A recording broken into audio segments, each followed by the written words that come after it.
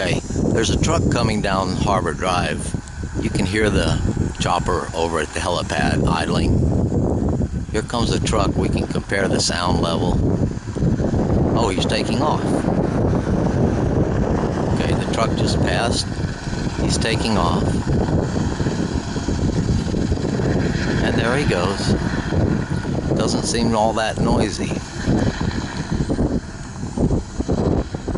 So, it's not really such a big deal.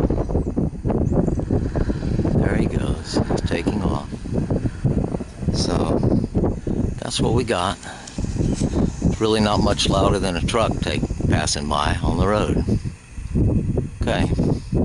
So we're about 1,200 feet away from the helipad. The red house over there is Gary's house. He has an unobstructed view of the helipad. And there goes the chopper. He looks like he's heading south somewhere, south along the coast. That's all for now.